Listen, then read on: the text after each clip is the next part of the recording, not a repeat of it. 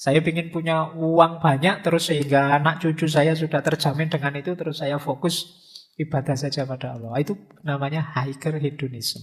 Jadi ingin memperoleh hal-hal yang menyenangkan tadi, tapi itu bukan tujuan finalnya. Biasanya orang itu kalau ditanya dia di higher hedonism, padahal prakteknya dia base hedonism. Kalau ditanya, kamu itu yang kamu cari kok selalu yang mewah-mewah saja. Biasanya jawabnya gaya higher ini. Oh enggak lah, saya itu mewah itu enggak segalanya sih sebenarnya. Padahal ya segalanya juga kalau dia tiap hari. Apakah kebahagiaan hanya terkait dengan barang mewah dan kesenangan fisik semata? Di dalam kehidupan kita sehari-hari, seringkali kita terperangkap dalam pandangan sempit tentang kesenangan. Mari kita menyelami lebih lanjut ngaji filsafat edisi gaya hidup hedonisme bersama Dr. Fardeen Faiz. Semoga yang menyaksikan sampai selesai akan diberikan petunjuk atas segala permasalahan hidupnya. Jadi senang itu kan hubungannya dengan perasaan kita. HP ini mewah sekali ya, karena dia mewah maka menyenangkan. Uangku banyak sekali ya, karena uangnya banyak maka menyenangkan. Jadi senang atau tidak itu ada di bendanya. Tapi nanti ada teori yang kedua, teori sikap. Kalau di teori sikap ini senang atau tidak ada di bendanya, tapi ada di batin kita. Uang saya sih sedikit, tidak banyak, tapi saya senang sudah dengan ini. Uang sedikit ini kalau saya ya bisa sudah pakai macam-macam untuk senang-senang banyak hal sudah. Nah ini kuncinya senang bisa ada dalam diri kita. Ini teorinya pakai teori sikap. Jadi menyenangkan atau tidak itu ternyata tergantung kita. Tidak tergantung barangnya atau sesuatunya. Kamu mungkin pinginnya uang 100 juta, punyanya 1 juta ya kamu tidak senang. Karena jiwamu menuntut lebih. Tapi kamu pinginnya cuma 10.000 kok yang dilala di depan masjid nemu 100 ribuan. Oh, itu senangmu luar biasa. Ini melebihi ekspektasi. Jadi senang atau tidak tergantung yang ada di batinmu. Nah, kalian bangun nanti coba diurai lagi yang menyenangkanku itu apa sih? Kalau ada hal sangat sederhana ternyata membuatmu bahagia, itu mungkin kamu cenderung ke teori sikap ini. HP saya sih tidak canggih Pak, tapi isinya Pak menyenangkan sekali Pak. Yombo menyenangkanmu kuwi apa? Tergantung batinmu. HP saya itu Pak kalau dipakai buka web itu wah antara muter-muternya dengan bacanya lama muternya Pak. Tapi saya senang sudah dengan meskipun begitu saya sudah puas. Itu berarti ada di batinmu. Meskipun kamu yang HP-mu sudah S21, itu kamu nggak puas, kamu merasa kurang saja karena sekarang sudah S22. Kamu kejar itu terus, nanti ganti S23 sampai S berapapun kamu kejar terus. Kamu kuliah S1 nggak lulus-lulus tapi HP-mu sudah S21. Ini contoh, titik tekannya pada barangnya, tidak pada batinmu. Nah ini teori kesenangan. Maka tadi ini bisa nanti dipakai untuk mengurai tadi, hedon tadi. Jangan-jangan pemaknaan kesenangan kita terlalu sempit. Kalau ada orang memaknai tadi, Pak, yang saya senangi ini, coba dicek. Itu terbatas pada yang materi-materi saja atau yang mewah-mewah saja, yang boros-boros, atau sebenarnya ada yang sangat sederhana saya juga suka toh, Pak. Oh, mungkin tidak termasuk hedon yang tadi. Ada makna hedon yang lain. Makanya nanti ada kategori higher hedonism dan base hedonism. Hedon kelas tinggi itu bukan kok terus yang barangnya mewah-mewah, yang hedon kelas rendah yang barangnya sepele-sepele, enggak. Hedon kelas tinggi itu adalah ketika kesenangan yang saya cari, yang sifatnya mewah-mewah dan lain sebagainya tadi, itu bukan kesenangan final. Masih ada kesenangan yang lebih tinggi, melampaui yang level materi. Ini namanya higher hedonism.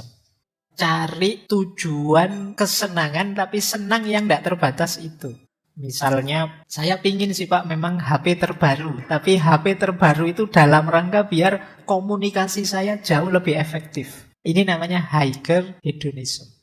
Saya pingin sih Pak punya uang banyak, tapi uang banyak itu bukan tujuan saya. Tujuan saya apa? Biar kalau saya dapat uang banyak, banyak orang yang bisa saya bantu. tidak berhenti dangkal di perolehan-perolehan kesenangan yang sesaat. Tapi kesenangan yang sesaat tadi sebenarnya hanya jembatan untuk kesenangan yang lebih jauh, yang lebih luas, yang lebih esensial. Ya memang Pak, saya ingin punya barang-barang mewah, tapi barang-barang mewah itu ingin saya beli biar saudara-saudara saya yang miskin itu juga turut merasakan. Saya ingin beli mobil terbaru biar tetangga-tetangga saya yang tidak punya mobil itu tahu rasanya naik mobil terbaru. Sehingga kehidupan sosial kita jauh lebih baik. Ini namanya higher hedonisme. Jadi hedonisme yang lebih tinggi. Jadi tujuan-tujuan kesenangan sesaat tadi tidak jadi tujuan final, tapi ada target yang lebih tinggi. Ya benar sih Pak, saya ingin punya banyak fasilitas yang sesuai tadi. Biar apa? Biar kalau saya ibadah itu tenang Pak, sudah tidak mikir dunia lagi misalnya. Saya ingin punya mobil terbaru biar saya tidak usah lagi mikir dunia lagi, tapi sudah fokus ke Allah saja. Biar itu namanya higher hedonism. Saya ingin punya uang banyak terus sehingga anak cucu saya sudah terjamin dengan itu, terus saya fokus ibadah saja pada Allah. Itu namanya higher hedonism. Jadi ingin memperoleh hal-hal yang menyenangkan tadi, tapi itu bukan tujuan finalnya. Lawannya base hedonism. Secara umum dimaknai yang pertama orang yang egois, yang kedua materialistik, yang dia lihat level materi, yang ketiga konsumerisme, berhubungan dengan apa yang kita konsumsi, fokusnya pada konsumsi saja. Yang keempat boros, ekstravagan, tidak taktis penggunaannya. Dan yang terakhir superficial. Superficial itu melihat yang dangkal-dangkal saja. Ini namanya orang hedon. Ini kalau pakai bahasa agama ya wa mal hayatud dunya illa mata'ul ghurur. Kalau katanya Al-Qur'an kan kehidupan dunia itu kesenangan yang menipu. Nah, biasanya orang itu kalau ditanya dia di higher hedonism, padahal prakteknya dia base hedonism. Kalau ditanya, kamu itu yang kamu cari kok selalu yang mewah-mewah saja. Biasanya jawabnya gaya higher ini. Oh enggak lah, saya itu mewah itu enggak segalanya sih sebenarnya. Padahal ya segalanya juga kalau dia tiap hari. Dari gayanya sebenarnya base. Tapi kalau ditanya, dia gayanya ada di posisi higher.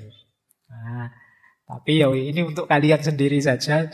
Jangan nuting-nuting orang. Ayo latihan. Ya memang manusiawi orang itu mencari kesenangan, tapi usahakan yang higher tadi. Dalam rangka kesenangan yang lebih panjang, lebih hakiki. Nanti ada urean-urean filosofisnya. Ternyata zaman kuno juga sudah banyak cara berpikir hedon ini untuk nyari senang-senang. Jadi di Mesir kuno itu ditemukan tulisan-tulisan yang dikenal sebagai harper song. Ini lagu yang menggunakan harpa. Yuk kita senang-senang saja, karena kita tidak dapat memastikan apakah nanti kita di akhirat bahagia atau tidak. Jadi ini mungkin ada yang pakai logika ini ya. Ayo senang-senang saja di dunia, wong di akhirat enggak mesti. Nanti ada yang bilang, loh amal saya banyak loh. Loh katanya amal itu enggak menjamin masuk surga. Jadi masuk surga enggak mesti.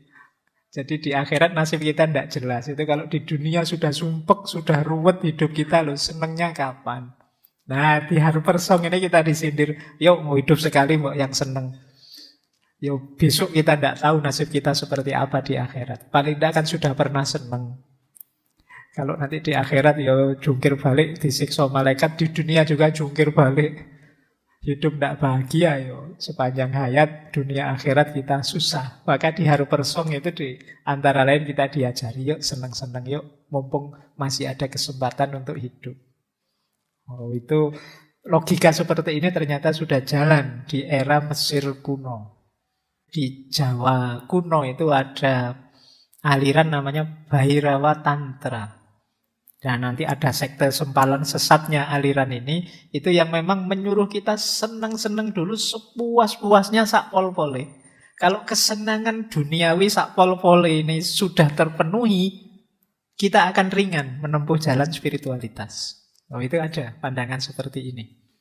Jadi yo kaya dulu, seneng-seneng dulu. Makanya digambarkan saat itu ada ritualnya itu biasanya ngumpul bareng-bareng, makan enak bareng-bareng, terus hubungan seks bareng-bareng bebas, sak kapoke sepuas-puasnya.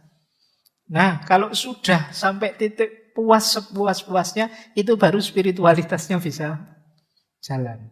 Kalau tidak, yo spiritualitas akan hanya jadi sarana untuk memenuhi kebutuhan-kebutuhan duniawi tadi. Ada versi pandangan spiritual yang semacam ini. Kemudian jangan lupa filosof Demokritos, kapan-kapan kita bahas ya. Dia orang pertama yang punya teori atom dari Yunani kuno. Beliau juga kecenderungannya materialistik, yang menganggap bahwa tujuan hidup tertinggi itu ada dua, kepuasan dan keceriaan. Jadi hidup ini tujuannya kan cuma itu, kita puas dan kita senang. Jadi bukan ideal-ideal dari segala macam, kata Demokritos. Kita puas saja, itu tujuan. Puas itu kan berarti hidup ini sesuai yang kita inginkan. Kan orang sebenarnya cuma ingin itu. Kita sering benci dengan diri kita karena versi kita tidak seperti yang kita inginkan. Maka kata Demokritos, diakui atau tidak, tujuan hidup kita itu ingin puas. Ingin seneng, lega bahwa aku sudah mencapai apa yang aku inginkan. Entah itu isinya apa. Diakui atau tidak, semua orang ingin puas, ingin senang. Nah, ini hedonisme lama, hedonisme kuno. Masih ada lagi hedonisme kuno, misalnya kalau kita ke India. Di India itu ada aliran Karvaka. Karvaka ini aliran yang heterodoks sebenarnya kalau dalam filsafat India. Ini pemikiran hedonis dari India yang muncul sekitar 600-an tahun sebelum Masehi. Meskipun nanti pikiran semacam ini habis, tidak diikuti orang sampai abad 14. Ini pemikiran India. Ya kita ngertinya kan tradisi timur itu sifatnya adiluhung, sifatnya spiritual, intuitif. Ternyata ya ada juga yang materialis, skeptik dan anti religius. Bahkan ada yang menyebut aliran ini agak ateistik. Aliran ini mengkritik, oh kitab sucinya Hindu itu palsu, para pendeta itu pembohong. Tidak ada hidup sesudah mati itu. Tujuan hidup satu-satunya adalah kesenangan. Dan tidak salah kok kalau orang ingin memanjakan diri, memanjakan panca inderanya. Nah, ini Karvaka, aliran ini namanya. Jadi di India kuno ternyata ada juga. Cina kuno juga ada, namanya Yangisme. Yo, aliran yang isinya yang-yangan. Ya, namanya unik ya, Yangisme. Yangisme itu pendirinya Yang Zhu, makanya dikenal Yangisme. Era negara-negara perang 475 sebelum Masehi sampai 221 sebelum Masehi. Ini aliran ini percaya bahwa manusia itu wajib egois. Hidup itu yang manusiawi adalah orang memikirkan kepentingannya sendiri. Prinsipnya Yangisme itu Weiwu. Weiwu itu semuanya untuk diriku sendiri. Nah, kaum Yangis ini menganggap kesejahteraan individu adalah tujuan utama. Nah, ini Yangisme namanya.